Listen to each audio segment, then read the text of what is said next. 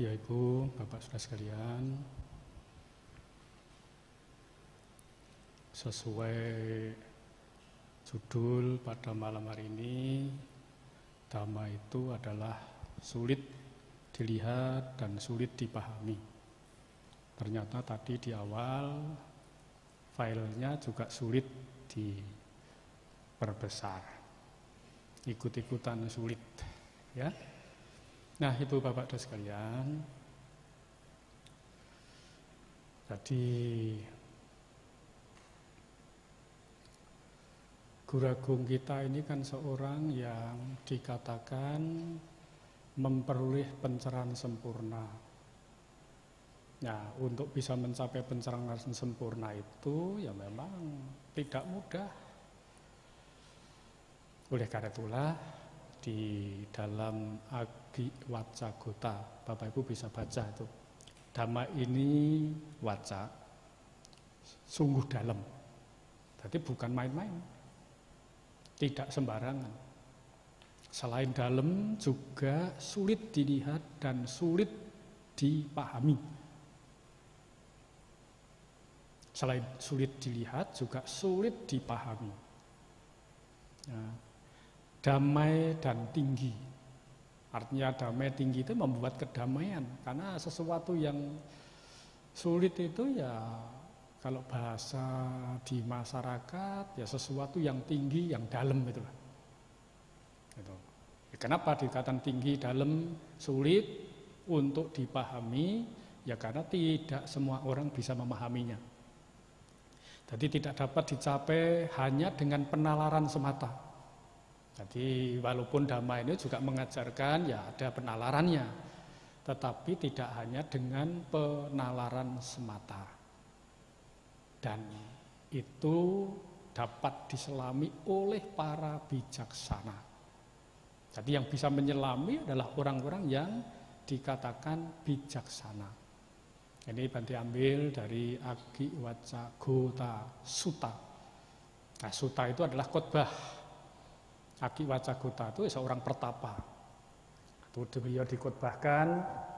Ini beliau khotbahnya adalah di Sawati, di hutan Jeta, Arama Mele Anata Pindika.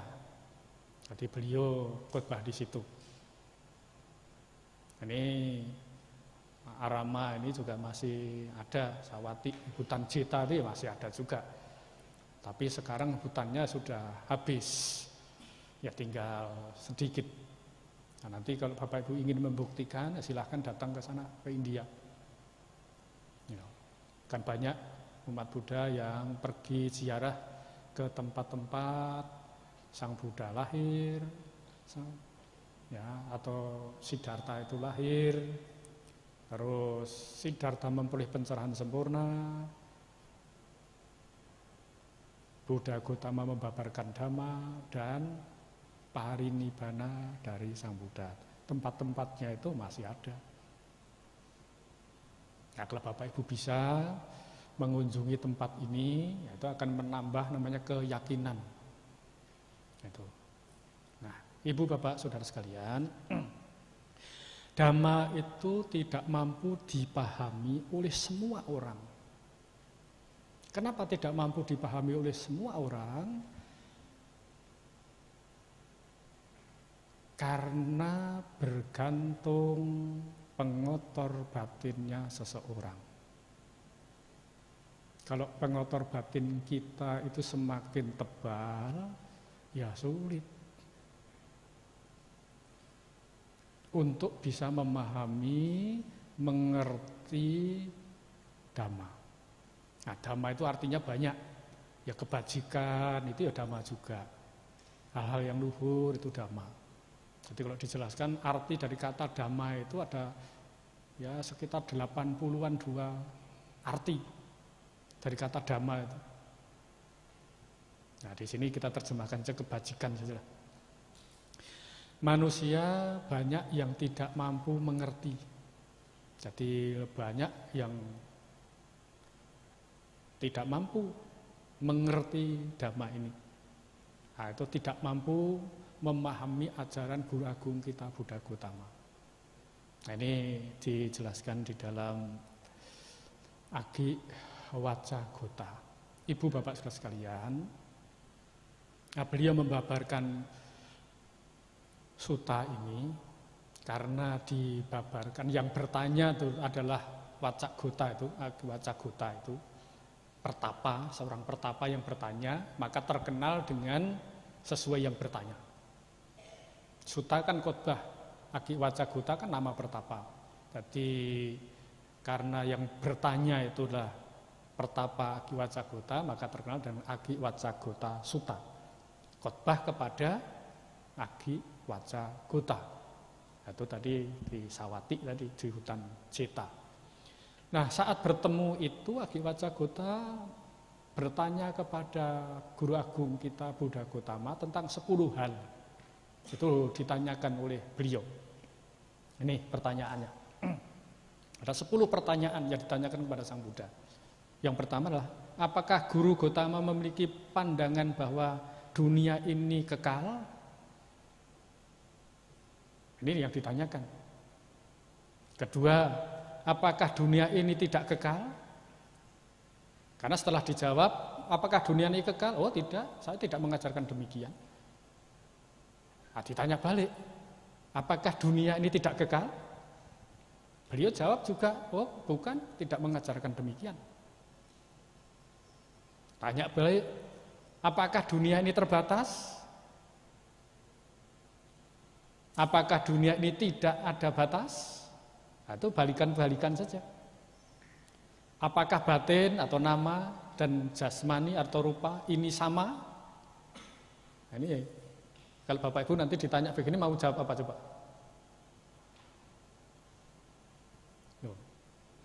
Apakah batin adalah satu hal dan jasmani adalah hal lain? Apakah setelah kematian tata gata ada? Kan banyak yang bertanya. Apakah nanti kalau Sang Buddha sudah meninggal itu masih lahir lagi? Ada yang pernah tanya begini? Ayo, itu. 8. Apakah setelah kematian tata gata tidak ada? Apakah setelah kematian tata gata sekaligus ada dan tidak ada? 10. Apakah setelah kematian tata gata bukan ada pun bukan tidak ada? Semua pertanyaan ini dijawab oleh Sang Buddha, saya tidak mengajarkan hal demikian. Karena apa? Dikatakan ada, itu kan kesepakatan.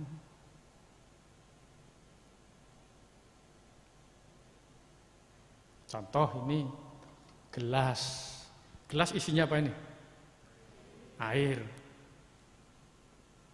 Kalau gelas diisi air setengahnya, Bapak Ibu mau bilang apa?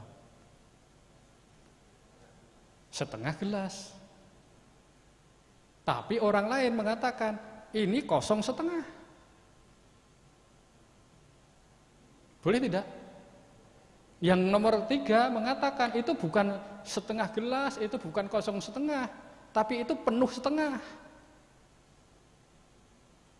Boleh tidak? Terus yang satu lagi bilang, oh, itu bukan demikian, itu kurang setengah. Boleh tidak?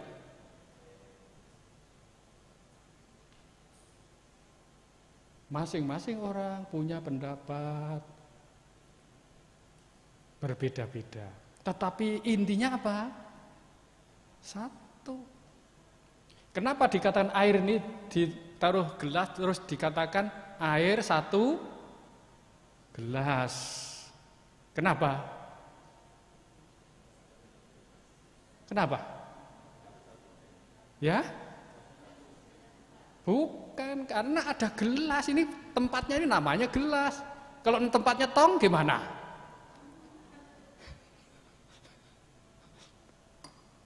Kalau tempatnya namanya cangkir, loh kok berubah? Tadi satu gelas, sekarang jadi satu cangkir. Kalau tempatnya nanti gayung, akhirnya kok jadi berubah-ubah? Kenapa?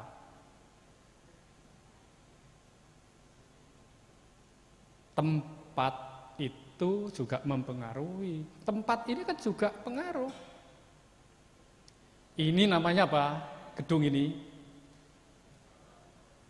Oh, wihara. Tapi Bapak Ibu ke awal bros?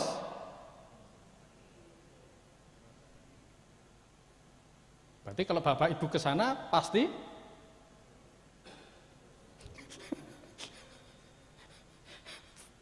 kalau Bapak Ibu ke sana ke awal bros berarti pasti sakit. Sebab itu adalah rumah sakit. Siapa yang datang ke rumah itu? Orang? Ayo.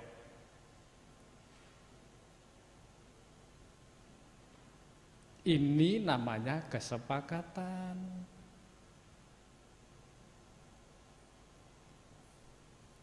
Kesepakatan ini hal yang sesungguhnya atau bukan? Itu dia. Untuk bisa memahami seperti ini mudah atau susah?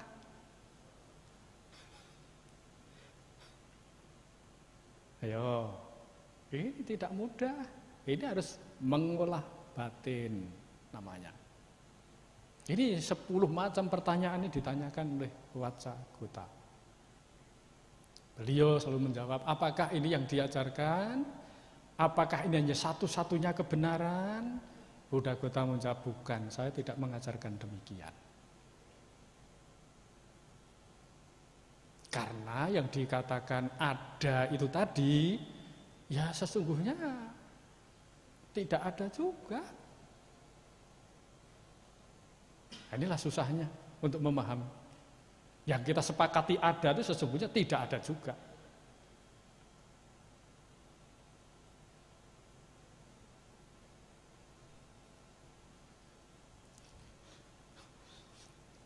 Ini bawah kursi yang Bante duduk ini apa? Coba ini kursi diangkat, kolongnya ada nggak? Kalau ini kursi dibalik, terus ditaruh di sana, ini namanya apa? Yang di bawah tempat duduk Bante. Loh, tadi kan bilangnya bawah tempat duduk Bante adalah kolong. Ada tidak? Ada, kan kita sepakati ada loh. Tapi begitu kursi ini diambil, kolongnya kemana?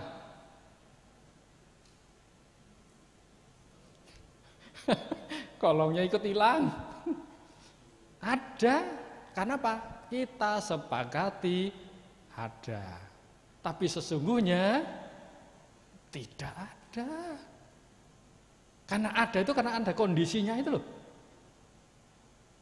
Nah, kalau sudah tidak ada kondisinya, bagaimana dikatakan ada?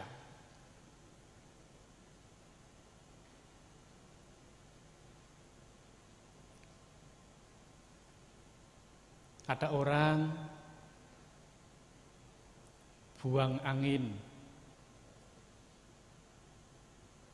ya, bunyi keras. Ada nggak bunyi itu?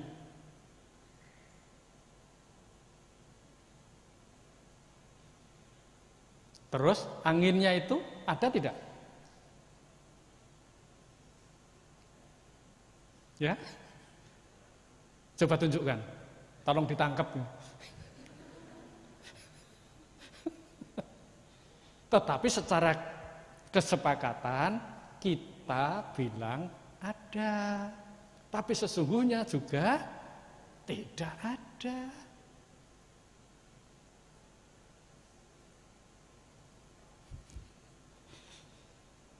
Mulai paham sedikit atau mulai bingung? Ya memang sulit dalam itu seperti itu.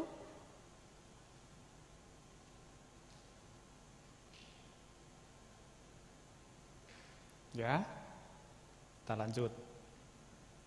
Mengapa tidak semua orang bisa memahami Dhamma? Yaitu ada sebab-sebabnya. Faktor-faktornya ada. Apa sebabnya? Yang pertama itu Buddha Gautama itu membabarkan Dhamma agar kita bisa melihat ke dalam. Jadi harus kita lihat ke dalam bahwa kita ini masih memiliki namanya pengotor batin. Paling tidak ya akar keburukan. Akar keburukan apa? Yaitu loba, keserakahan, dosa, kebencian, moha, kebodohan batin. Kalau dulu diterjemahkan sebagai akar kejahatan. Kalau diterjemahkan ya akar kejahatan, sekarang Bante tanya, Bapak Ibu punya keserakahan tidak? Punya keserakahan tidak? Punya kebencian tidak? Punya kebodohan tidak? Punya semua. Berarti Bapak Ibu termasuk orang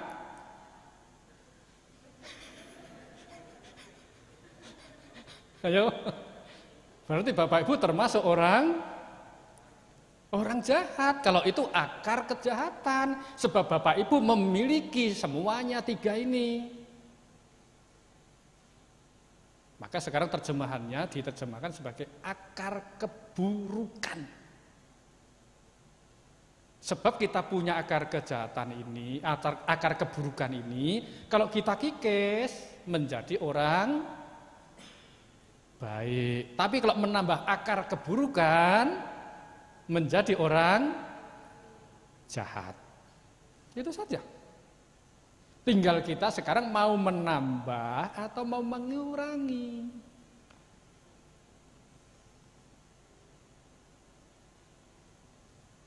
Maunya apa Bapak Ibu? Oh, saya mau mengurangi. Tapi kenyataannya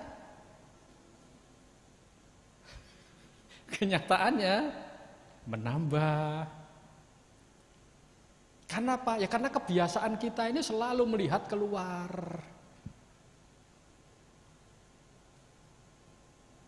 Jadi yang kita lihat keluar terus. Maka kita menyalahkan orang lain lebih mudah. Sebab melihat kesalahan yang di luar diri kita.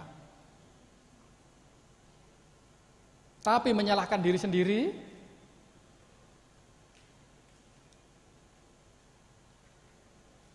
gimana? Sulit. Mengoreksi diri sendiri tidak mudah. Tapi kalau mengoreksi orang lain lebih mudah. Inilah yang dikatakan dhamma itu dalam, sulit, tinggi. Karena apa? Tujuannya mengoreksi dirinya sendiri itu loh.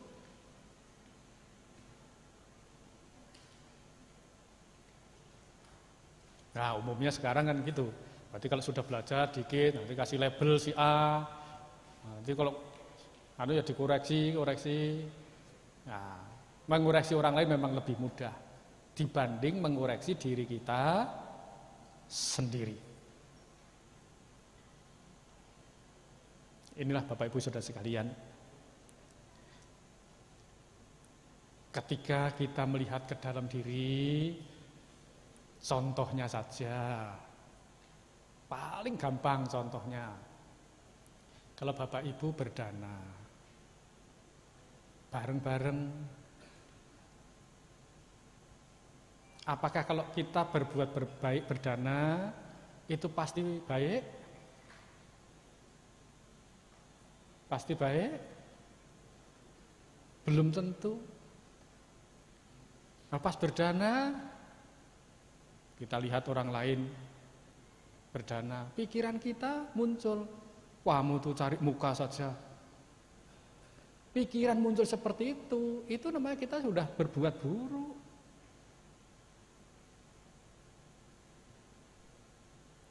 Kamu datang ke sini dana cuma begitu aja. Nah itu kan bukan yang dimunculkan tuh nilai luhurnya, tapi justru nilai buruknya yang dimunculkan.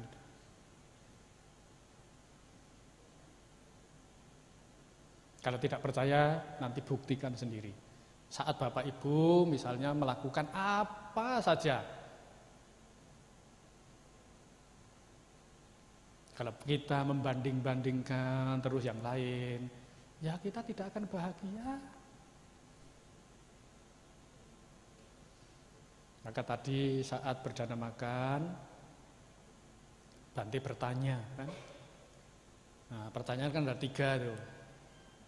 1, apakah Bapak Ibu ingin turun kelas atau ingin mogok di kelas atau mau naik kelas?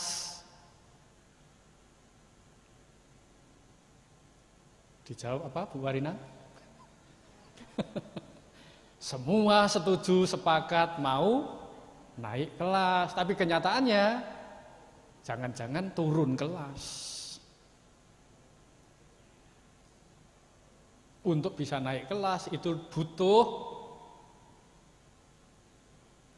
kecerdasan, butuh kepandaian.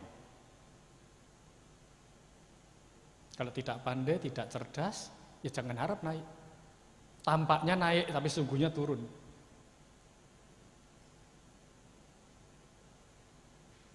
Itulah kehidupan kita. Yang tahu siapa?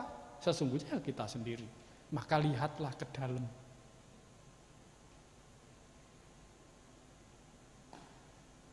Contoh Bapak Ibu saat berbuat baik, habis berbuat baik kan mengatakan, saya sudah berbuat baik.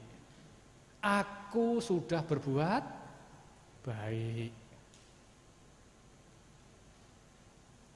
Sekarang kalau kita mau renungkan lebih jauh lagi, aku itu ada tidak?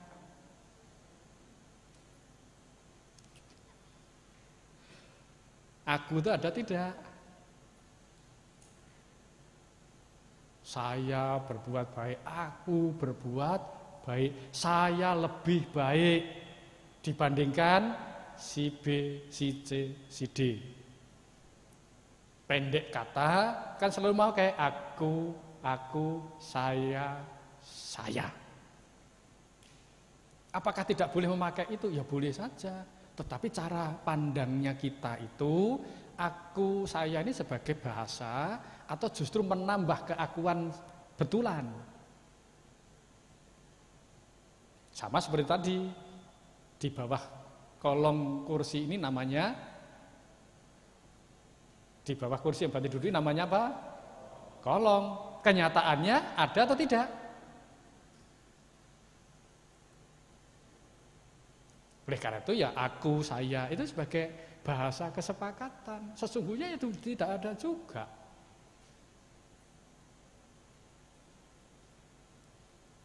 Karena itu kesepakatan saja, disepakati sebagai duniawi, bahasa duniawi.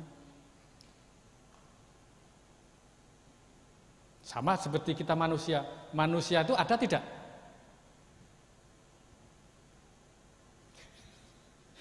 Manusia ini ada tidak? Secara kesepakatan ada, tapi sesungguhnya tidak ada. Sebab itu gabungan dari nama dan rupa, batin dan jasmani. Bapak Ibu datang ke sini naik apa? Naik apa? Ya? Ya, naik kendaraannya apa? Motor. Terus Bante tanya, apa yang dikatakan motor itu apa? Apakah pentilnya? Apakah setangnya? Apakah bannya? Apakah sadelnya? Ayo. Apa yang dikatakan motor itu? Apakah ruji-rujinya?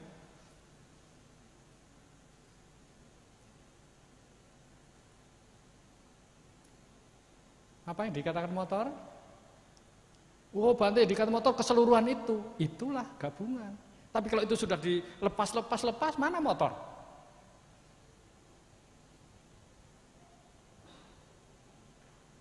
Ada motornya? Nanti jangan-jangan beli ban 1, saya naik motor, mana motormu? Ini ban 1. Nanti orang katakan, oh dia sudah mulai, ini jam 2. Artinya sudah mulai gila. Tetapi motor itu kalau nggak ada bannya gawe gimana? Apakah ban ini tidak boleh dikatakan ini motor saya gitu? Walaupun baru beli, cuma 1 ban. Karena belum bisa beli semuanya.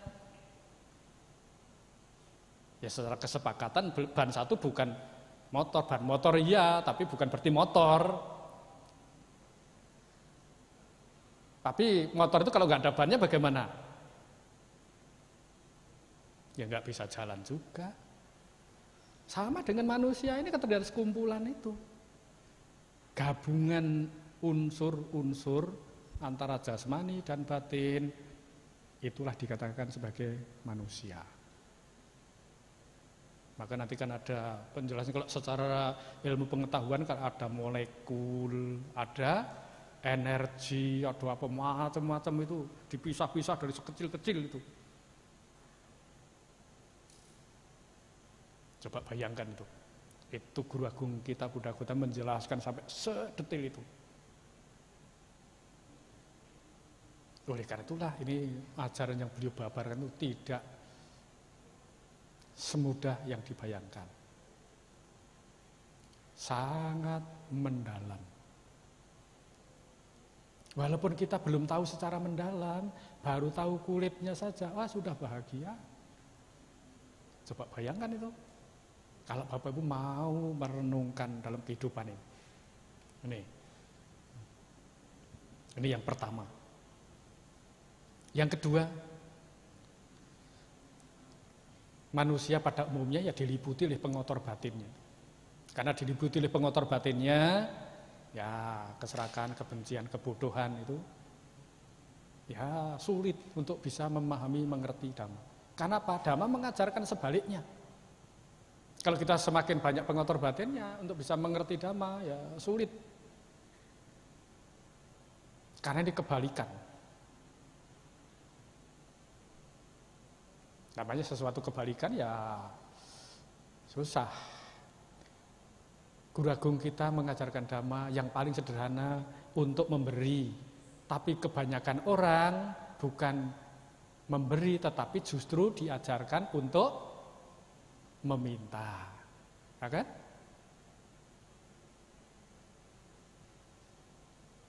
Tapi Guru Agung kita mengajarkan untuk memberi. Tapi secara umum diajarkan untuk meminta. Coba Pak, itu apakah enggak agak sulit itu? Karena kita umumnya memakai cara pandang pada umumnya orang di masyarakat.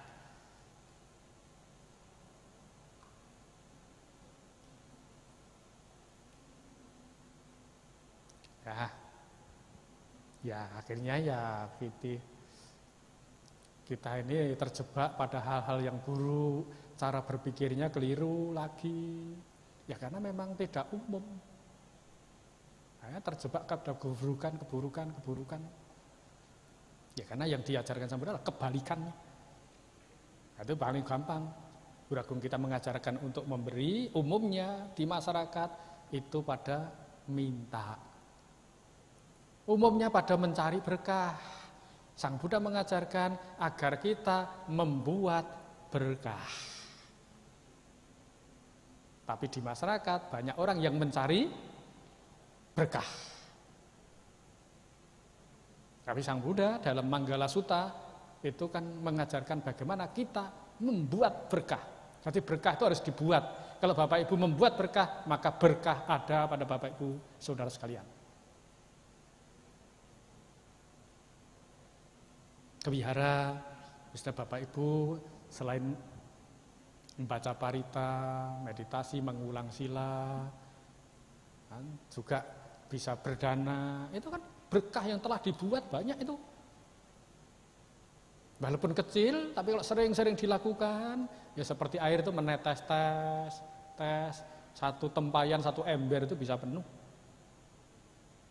Tapi maunya orang ya berbuat langsung besar, bisa kelihatan orang, bisa nanti teman-temannya mengatakan, wah hebat, kan begitu. Kalau sudah dibilang hebat, terus besar kepala, itu paling banyak ya seperti itu. Jadi kalau bisa dipuji itu, wah langsung lupa diri. Ini yang kedua. Yang ketiga, dhamma itu sulit dipahami karena umumnya orang hanya memahami secara logika. Maka tidak sedikit kalau misalnya ada orang itu kecelakaan. Orang banyak yang komentar, itu karmamu. Itu namanya sok tahu hukum karma. Kalau Sang Buddha ya tahu karena sebabnya apa, itu tahu. Coba kalau kita ditanya, tahu sebabnya apa? Karma kita kan banyak. Nanti ada kecelakaan juga, waduh karmanya. Kok semua yang buruk-buruk karma. Kalau yang baik tidak pernah mengatakan karma. Sekarang kan banyak tuh media-media sosial, bahkan tidak hanya agama Buddha tuh yang mengatakan kalau hal buruk itu, wah itu karmanya. Apalagi ini langsung kena yang parah, dia juga tidak disukai oleh orang lain. Nah itu karmanya dia. Tapi kalau dia baik-baik itu nggak pernah mengatakan karma juga. Karma itu kan ada karma baik, karma buruk. Tidaknya yang buruk-buruk saja baru karma. Ini salah memahami karma. Karma itu artinya apa? Perbuatan. Perbuatan itu bisa dilakukan melalui apa? Pikiran, ucapan, dan perbuatan jasmani. Hukum perbuatan yang kita lakukan itulah karma. Nah, perbuatan kita ini disertai oleh batin yang baik, yang luhur, atau yang buruk. Itu saja. Kalau yang buruk nanti akibatnya ya buruk. Kapan berakibat? Ya kita tidak tahu. Karena kita satu hari itu berapa perbuatannya kita? Sangat banyak. Betul. Bapak Ibu datang ke sini saja, pikirannya kadang muncul gelisah. Ini duduk baru beberapa menit, kakinya kesemutan, udah mulai jengkel sendiri. Kok nggak selesai-selesai. Nah itu marah sendiri. Ini baik atau buruk?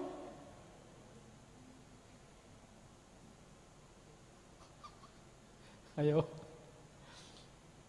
Udah marah sendiri, nanti nyalahkan temennya, bakal nyalahkan bantainya lagi. Nggak selesai-selesai ngapain itu. Saya nggak menangkep, nggak ngerti. Kan? Akhirnya karena nggak tahan, kabur.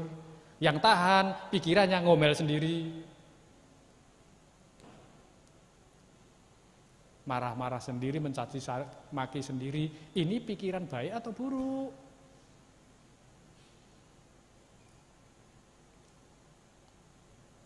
Karena ini sudah menjadi kebiasaan kita, anggapan bagi dirinya sendiri, ini sesuatu yang baik. Padahal kenyataannya buruk. Bagaimana itu? Inilah yang ketiga tuh. Ya, makanya kalau hanya dengan logika saja itu susah. Maka guru agung kita ini mengajarkan dhamma itu dikenal dengan sebutan aneka pariyayena. Aneka pariya. Aneka itu ya bahasa Indonesia itu aneka itu. Aneka artinya apa? Bermacam-macam. Bahasa Indonesia juga aneka. Aneka pariyayena. Beliau mengajarkan dhamma itu dengan bermacam-macam cara. Ada yang dikasih perumpamaan. Ada yang ditanya balik. Ada yang dikasih penjelasan panjang lebar. Ada juga orang yang tanya, didiamkan saja. Karena kalau dijelaskan pun dia tidak tahu buat apa. Karena Sang Buddha kan tahu kemampuan seseorang. Kalau kita ngotot menjelaskan kepada orang lain, agar orang lain tahu, padahal dia tidak mau tahu. Sampai pada berantem. Begitu kan? Gara-gara kepingin kita ngubah orang lain. Padahal orang lain itu harus mengubah dirinya sendiri.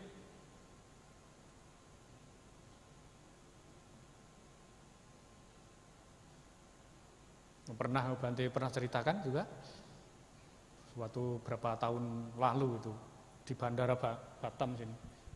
Pas Bante kan turun dari mobil kan, baru sampai.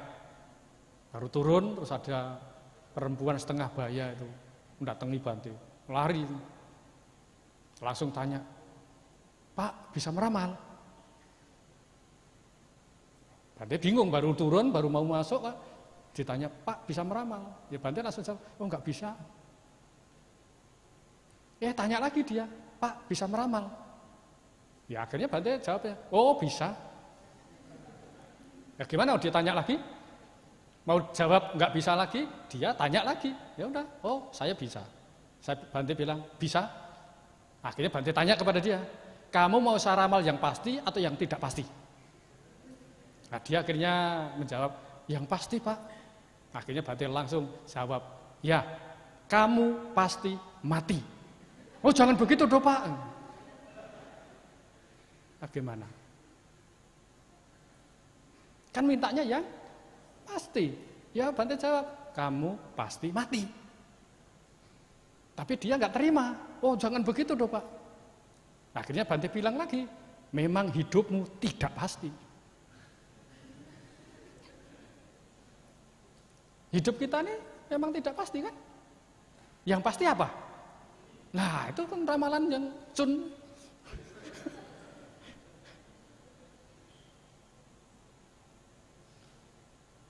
Dijawab yang pasti tidak terima. Dijawab yang tidak pasti juga tidak terima. Terus maunya apa? Itulah susahnya jadi manusia ya. Sulit. Untuk memahami Dhamma itu enggak mudah. Tapi kalau Bapak Ibu sudah mulai memahami sedikit-sedikit, itu sangat luar biasa. Gitu. Inilah pentingnya kita merenung ke dalam itu loh. Karena hidup ini sesuatu yang pasti ya mati, yang tidak pasti hidupnya memang tidak pasti kok. Sekarang sehat, nanti sakit bisa tidak? Yang sekarang kaya, besok miskin bisa tidak? Apa tuh yang tidak bisa? Yang sekarang punya teman akrab, besok jadi musuh bisa tidak? Ayo. Apa yang tidak bisa? Sekarang pandai, besok bodoh bisa tidak? Bisa saja. Oh, tidak pasti kok. Yang sekarang miskin, besok kaya bisa tidak? Bisa. Tahu-taunya nanti malam dapat cap jisyo. Jadi kaya raya. Setelah beli malah jadi miskin ya. Itu. Ya, tapi siapa tahu tuh. Ada ya itu pintu masuk ke menjadi kaya. Oh, ternyata ada orang yang nawari pekerjaan yang bagus, bisa kerjanya yang baik, dapat bos yang baik juga. Nah, siapa itu jalan masuk ke kesuksesan. Walaupun belum sukses betulan itu sudah jalan ke suksesan. Sudah pintu masuk menjadi orang sukses. Tapi untuk menjadi orang sukses ya tidak mudah. Karena harus kerjanya pakai prinsipnya 2M.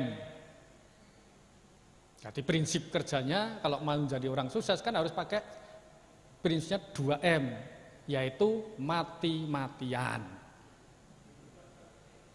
Lainnya sudah tidur, belum bisa tidur, sebab pakai prinsip apa? 2M tadi. Nah, kalau mau santai-santai ya jangan harap. Gitu. Oh, mau santai tapi sukses ya bisa juga, harus investnya banyak.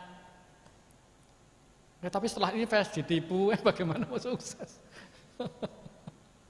Itu kalau investnya di mana-mana banyak, ya bisa sukses juga. Tinggal santai. Yang kerja apa? Asetnya yang bekerja. Orangnya santai. Asetnya kerja keras. Setiap detik tambah terus. Tuh, aset nggak punya, kerjanya juga malas, gimana mau sukses? Gitu ya. Nah, ini ketiga. Keempat, dhamma itu bisa dipahami oleh mereka yang bijaksana. Artinya bijaksana itu apa? Kebijaksanaan atau panya ini adalah jalan, bukan tujuan. Artinya bijaksana ya memahami secara keseluruhan. Bahwa hidup kita ini ada banyak faktor. Jadi tidak hanya satu saja yang menentukan, banyak faktor yang menentukan.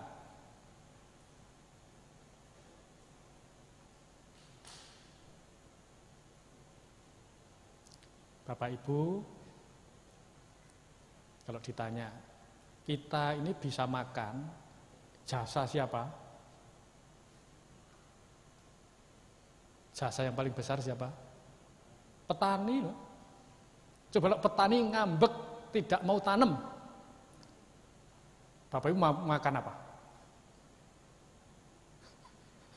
Ayo, itu jasa petani ya besar loh. Oh. Tapi petani juga mengatakan, oh bukan jasa saya, jasanya pedagang. Karena kalau tidak diambil pedagang, barang-barang saya tidak laku. Ini kan saling berkaitan satu sama lain. Dan masih banyak itu yang ikut campur di situ.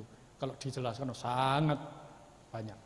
Ya, dikatakan orang bijaksana itu karena apa? Tahu dengan keseluruhan.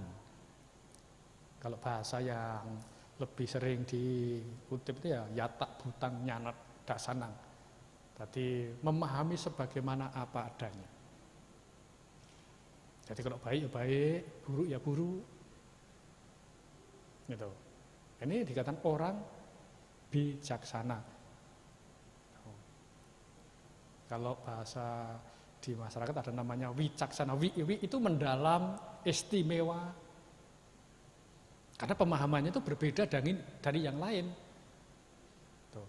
Oh dia mengatakan, oh dia jelek. Oh dia bukan jelek. Nah itu kan tidak mudah. Jadi kenapa? Mengetahui secara keseluruhan. Nah kalau kita kan umumnya memahaminya karena hanya di WA saja sudah muncul kemarahan. Hanya di WA itu muncul ketakutan, kecemasan, kekhawatiran. Oleh karena itulah kita belajar agar menjadi bijaksana. Bijaksana itu sebagai jalan. Jalan untuk memberantas pengotor batin. Karena tahu, oh ini buruk, ini baik, ini berguna, ini tidak berguna. Ini bermanfaat, ini tidak bermanfaat. Ini yang membawa ke damaian, ini membawa ke hal-hal yang menyengsarakan. Sebagai orang bijaksana memilih apa? Milih yang mana? Tentu akan memilih yang membawa manfaat bagi diri sendiri dan juga orang lain. Karena dengan bahagia bersama-sama ini mendatangkan manfaat yang besar. Sebab kita belajar dhamma itu membutuhkan orang lain. Bahasanya sering diucapkan Bapak Ibu semua, kita ini membutuhkan namanya kalyanamita. Untuk maju itu butuh kalyanamita. Bapak Ibu berdagang kan butuh kalyanamita. Kalyanamitanya siapa? Supplier. Nah, kan? Selain itu juga ada yang menawarkan barang ke tempat Bapak Ibu namanya apa? Ya? Ya, marketing, ya, macam-macam lah. Itu hubungannya banyak itu. Hubungannya itu sangat luas itu. Kalau dipahami secara keseluruhan itu. Kita tidak bisa hidup sendiri. Coba siapa yang bisa mengatakan, oh saya bisa hidup sendiri? Tidak ada di dunia. Kita lahir saja siapa yang membantu? Ya ada suster, ada dokter. Nanti saat kecil kalau ditukar Bapak Ibu tahu? Yang harusnya anaknya si A tapi ditukar jadi anaknya si C? Kita nggak tahu juga. Nah, mengaku-ngaku saya anaknya ini, ternyata setelah dites DNA bukan bapaknya itu. Sekarang lagi rame tes DNA. Gitu. Jadi kalau kita dites DNA itu, apakah kita ini memang yang bapak ibu misalnya keturunan Tionghoa, pasti dari keturunannya bapaknya dari Tionghoa belum tentu tuh. Gitu. Nah, coba siapa yang mau tes DNA tuh, nanti ketahuan itu. Nenek moyangnya itu dari mana itu? Itu dari orang tua. Itu karena katanya kalau di tes DNA itu dari orang tua itulah, orang bapak itu, dari bapaknya. Kalau dari ibu itu enggak kan, tapi dari bapaknya. Itu lagi rame itu tes DNA sekarang. Karena ada yang mengaku cucunya siapa, setelah dites DNA, ternyata dia orang Yahudi, ya, susah. Lagi heboh itu sekarang. Nah, itu ketahuan nanti. Itu ada yang membawa acara di Metro TV itu, yang judulnya Mata Najwa itu kan, itu dites DNA, keturunan Arab itu cuma 3,4%. Ayo coba bayangkan. Padahal bapaknya adalah setelah dites DNA ketahuan. Itu. Berarti kalau kita mengagungkan saya keturunan ini lebih baik. Baik dari mana setelah dites? Ternyata lain. Malu sendiri tuh. Nah, tapi kalau secara fisik iya, tampaknya iya, tapi setelah dites seperti itu belum tentu. Zaman Sang Buddha itu ada juga seorang Brahmana, saya ini keturunan Brahmana, kamu itu keturunan apa? Merendahkan yang lain. Setelah ketemu Sang Buddha dicek, ternyata dulu zaman kehidupan lalunya itu dia bukan Brahmana, dia keturunannya apa? Pembantu di istana. Dan Sang Buddha sendiri dari dulu memang anak kesatria, malu dia. Zaman modern sekarang ini, ya dengan cara apa untuk membuktikannya? Dengan tes DNA itu. Nah, kalau mau Bapak Ibu tahu sanak leluhur keturunannya dari mana, tuh tes DNA. Nah, siapa yang mau?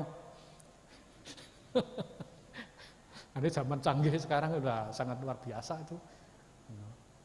Bapak Ibu itu bisa search di YouTube itu, wah lagi rame itu. Nah ini Bapak Ibu Saudara sekalian, jadi memahami Dhamma itu tidak semudah dari apa. Yang utama tadi Bante ringkaskan, melihatlah ke dalam diri kita. Maka sering diumpamakan Dhamma ini seperti cermin. Untuk cermin siapa? Untuk cermin dirinya sendiri. Seandainya kita masih ada salahnya, ada kelirunya, ya itulah wajar ya, kita harus berlatih lagi. Sebab apa? Ya kita memang tadi bagi orang yang awam seperti kita memang mudah mengoreksi orang lain. Apakah orang bijaksana tidak mudah untuk mengoreksi orang lain? Ya mudah juga, tapi apa gunanya?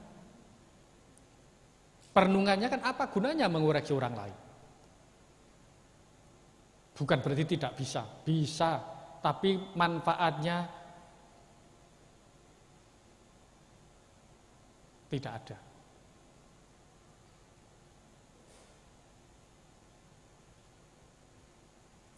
Merasa lebih baik, nanti kumpul sama yang lain tidak mau, ternyata malah lebih buruk. Ya kan bisa juga. Itu. Contoh paling gampang di masyarakat. Kalau Bapak Ibu ini nanti menemui atau kumpul dengan orang gila, kira-kira bagaimana? Kalau Bapak Ibu kumpul sama orang gila, pasti Bapak Ibu dibilang gila juga. Itu. Sebab Bapak Ibu kumpulnya sama orang gila. pasti Bapak Ibu juga akan dikasih label, kamu gila. Bapak Ibu marah tidak kira-kira? Kalau ada orang gila mengatakan begitu, Bapak Ibu marah tidak? Pernah belum? Karena dulu pernah tuh Bante ke rumah sakit, tempat penampungan orang gila. Nah, ke sana. Malah dia ngaku sendiri. Bante, dia bisa menyebut Bante loh. Kadang umat Buddha aja nggak tahu nyebut Bante, malah Pak itu kan. Dia bisa nyebut Bante, saya ini nggak gila loh. Bante bilang, loh kamu nggak gila kok dititipkan di sini, kenapa? Iya karena saya ini suka marah. Loh kenapa suka marah? Karena saya mau minta belikan sepeda motor tapi orang tua nggak kasih. Akhirnya Bante jawab, kamu suka marah itu ya pertanda gila. Tapi dia bisa nyebut Bante sekarang tuh, manggil Bante, coba bayangkan. Nah inilah Bapak Ibu Saudara sekalian, antara orang waras sama orang gila itu 11, 12. Ya, sulit. Idealnya orang waras itu apa? Orang suci. Kalau dalam agama Buddha itu idealnya orang waras itu ya orang suci. Paling tidak minimal tingkat pertama Sotapati, Sakadagami, Anagami atau Arahat. Yang lebih betul-betul dalam tanda kutipnya waras itu ya arahat itulah. Gitu. Tapi kalau kita yang belum menjadi orang suci, ini termasuk orang gila sesungguhnya. Coba Bapak Ibu dipuji sedikit, besar kepala, dikritik sedikit, marah. Ini kan tipe orang, tapi mengaku. Nah ini orang gila mengaku waras, susah itu. Itu kalau mau idealisnya ya, idealisnya orang yang dikatakan waras itu ya orang yang telah mencapai kesucian. Ya tapi kita semua juga termasuk orang waras. Sebab kalau voting kan kita termasuk masih ya rata-rata lah, ya kan begitu. Berarti kalau nanti sudah jalan, sudah nggak pakai baju, nah itu labelnya itu gila. Tapi sungguh dia bukan orang gila juga bisa loh. Malah kita yang lebih gila. Siapa tahu. Nah inilah Bapak Ibu Saudara sekalian, jadi cara pandang seseorang itu satu sama lain berbeda.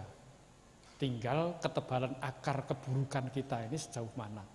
Kalau semakin tebal akar keburukannya, ya semakin sulit untuk bisa memahami Dhamma. Oleh karena itulah kita harus sering meluangkan waktu merenung. Ya, kenapa kok bisa demikian? Sebabnya apa? Cari sebabnya. Sehingga kita bisa mencari sebabnya, itulah yang kita berusaha untuk mengikis dan munculkan nilai-nilai bajik dalam batin kita. Bukan malah hal yang buruk yang dimunculkan, tapi yang baik-baik. Sebab hidup ini tidak kekal.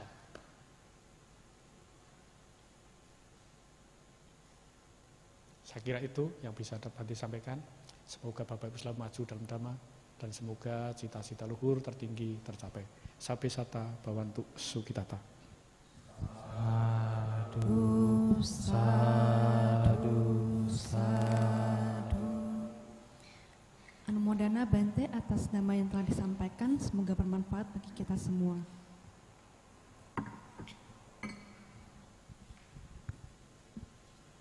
Ada mau tanya? Baik, untuk para umat ada yang mau bertanya kepada Bante? Jika ada kita persilakan ya. Ya kalau ada silakan.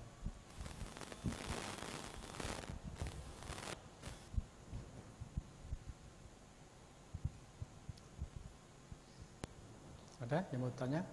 1-2 pertanyaan?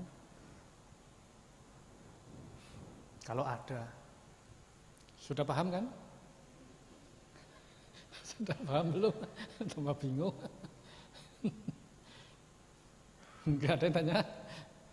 Ya, oh ya ada juga. Ya silakan, ini depan dulu.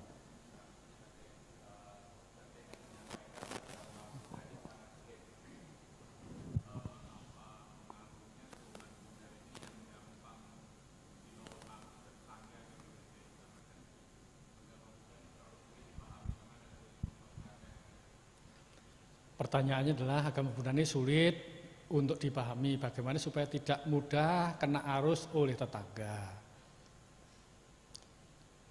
Ya kalau tahu itu sulit, ya harus belajar.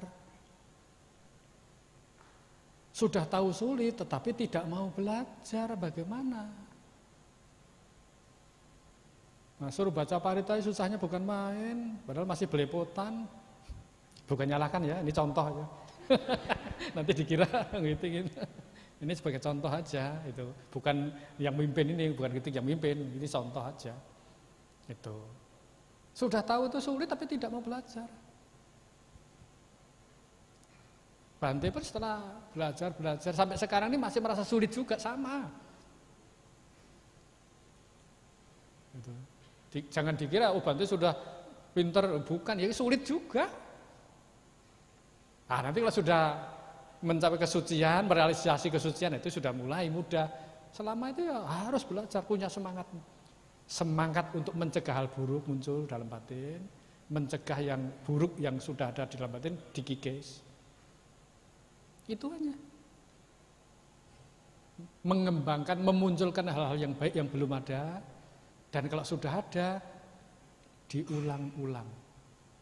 Hal bajik yang ada dalam batin kita ini diulang-ulang, dimunculkan terus. Itu saja. Nah, kalau kita tidak mau belajar ya bagaimana? Ya tambah sulit lagi. Karena walaupun sudah belajar pun ya orang yang sudah belajar banyak pun ditanya, saya juga belum. Nah, kenapa? Masih memiliki pengotor akar keburukan itu, masih memiliki pengotor batin. Menyadari hal itu maka mengatakan ya saya pun belajar juga, sama juga.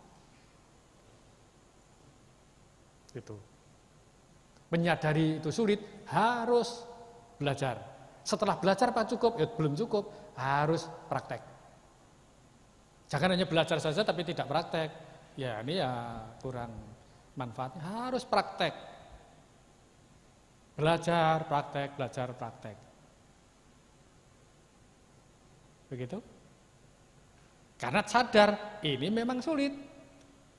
Sekarang misalnya tanya anak sekolah, adik-adik kita yang masih kuliah. Kuliah itu mudah atau susah? Susah atau mudah? Ya? Susah atau mudah yang masih kuliah? Susah. Tapi kenapa mau kuliah? Sudah tahu susah mau kuliah lagi. Kenapa? Karena kenyataannya setelah pelajari walaupun susah ya bisa juga. Itu karena apa? Punya semangat. Ini tahu sadar karena sulit, ya harus mengembangkan, memunculkan semangat tadi. Supaya yang susah itu jadi mudah. Tuh. Nanti kalau punya anak misalnya, Pak sekolah saya pelajarannya susah, lebih baik saya nggak usah sekolah ya. Terus Koahin bilang, oh ya anak bagus, nggak usah sekolah saja. Memang sekolah itu susah. Ini namanya orang tua pinter apa bodoh? Bijaksana atau tidak bijaksana? Orang tua yang bijaksana, kamu harus semangat. Ya begitu, maka diarahkan. Oh karena susah, ya udahlah saya cari gampang-gampang saja. Ya kalau begitu ya sudah. Anak TK pun belajar di TK bilang susah. Anak SD, sekolah di SD, kalau ditanya, dia juga bilang susah. Anak SMP kalau ditanya, susah. Ya apa tanya nggak susah? Sekarang Bapak Ibu ya sudah kerja, susah atau mudah? Ternyata juga masih susah. Itulah hidup memang orang susah. Sampai kapan? Nanti pun mati, ditanya bagaimana mau mati? Susah. Sampai kapanpun pasti akan mengeluh, susah. Tapi bagi orang bijaksana, inilah dihadapi. Akhirnya seperti apa? Tidak usah dipikir, jalani. Karena nanti pun ditanya, tetap ada kesusahan, kesulitan terus ada. Yo, mau nunggu kapan? Lebih baik kita menghadapi daripada sama sekali tidak menghadapi, sudah waktunya mau mati. Bahasa sederhananya begitulah. Enggak apa-apa, jalani terus. Justru harus kita semangat ngadep itu. Latihan, belajar, berlatih, belajar, berlatih. Itulah caranya. Begitu ya? Ya. Belakang. Silakan.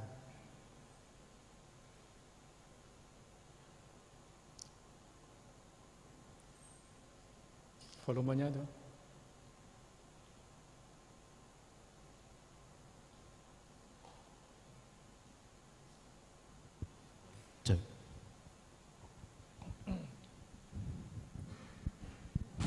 Wandami Bante.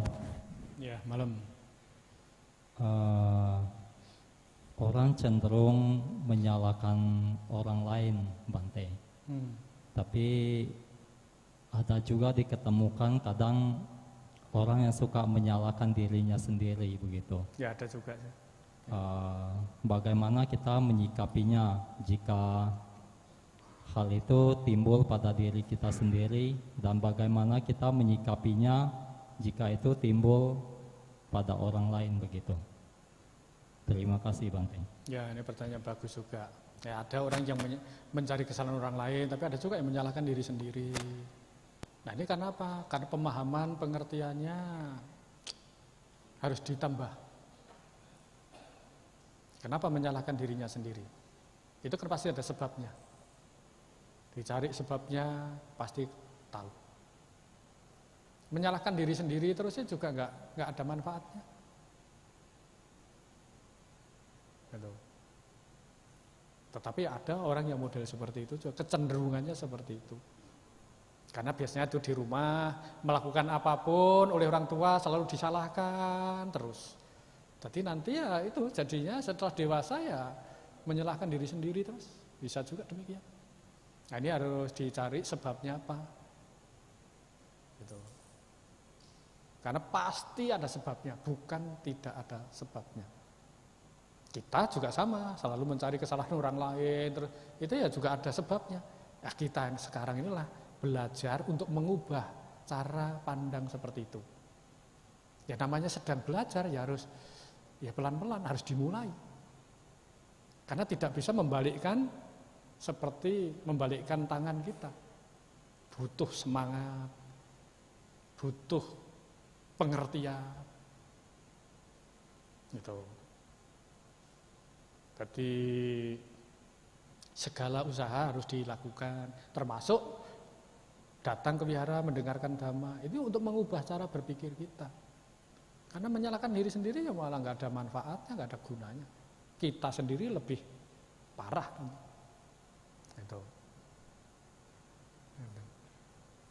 Saya kira itu. Ya, jadi bisa konsultasi pada yang lain atau sering mendengarkan dhamma atau cari tadi sebabnya kenapa kok bisa demikian. Pasti ada sebabnya. Ya. Ada lagi? Ya silakan. Yo.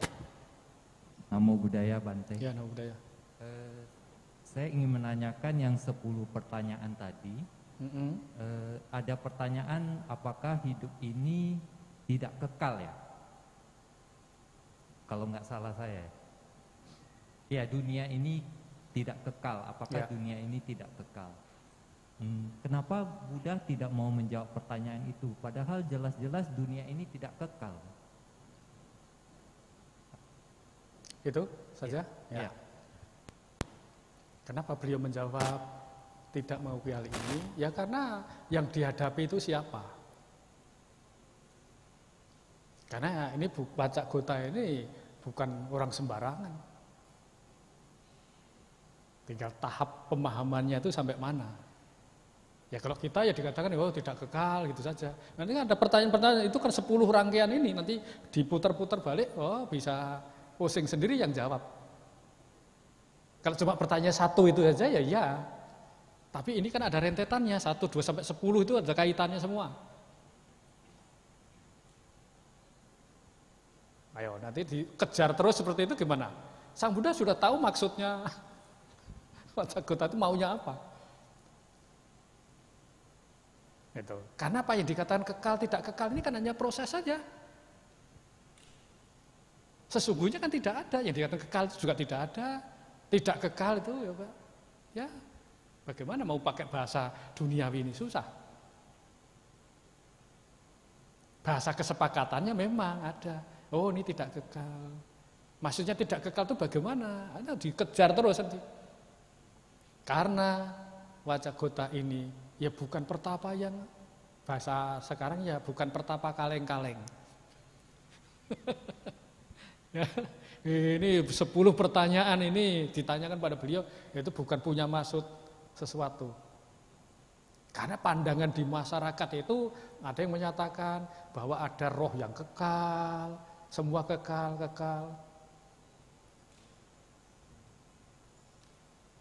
Nah, dikatakan tidak kekal. Kalau ada tidak kekal, pasti ada yang kekal. Kalau ada yang kekal, pasti ada yang tidak kekal. Ini arahnya kan ke situ juga.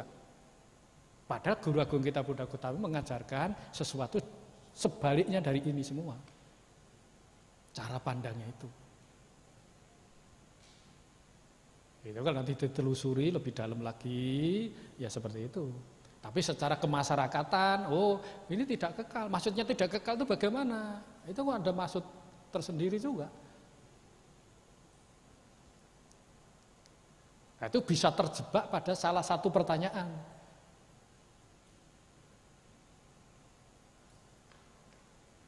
Demikian. Itu.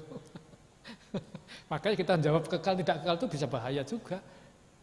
Nah, kalau kita yang ya pemahamannya itu sederhana saja ya, oh hidup ini tidak kekal. Ini kan pertanyaan yang dijawab kepada orang yang ya pemahamannya sederhana. Tapi kalau orang yang lebih tinggi, oh kejar terus itu. Makanya itu kalau ada yang kekal kan pasti ada yang tidak kekal. Kalau ada yang tidak kekal pasti ada yang kekal. Ayo gimana? Masa kekal dan tidak kekal itu tadi ada tidak? Ayo, arahnya kan di situ juga. Yang terakhir itu malah apakah setelah kematian Tathagata bukan ada pun bukan tidak ada? Ayo itu lebih tinggi lagi itu. Pusing nanti. Beliau menghindari cara pandang yang dualisme begitu. Karena tahu kemampuan dari pertapa Wacagota ini.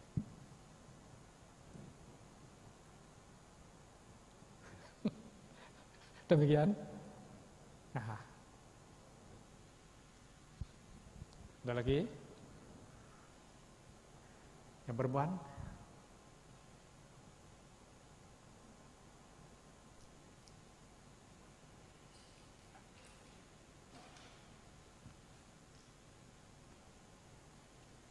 Itu nanti bisa kalau pelajari karena itu ajaran yang model-model seperti itu pertanyaan jebakan umumnya itu.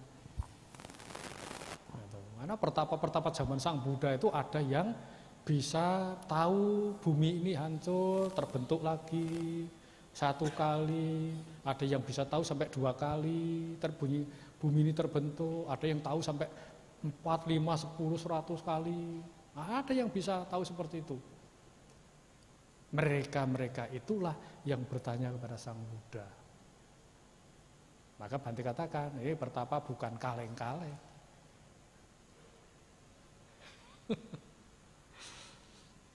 Ya, kalau tidak ada, diakhiri sampai sekian. Terima kasih atas perhatiannya. Semoga kita selalu semangat untuk belajar dan juga semangat untuk berlatih.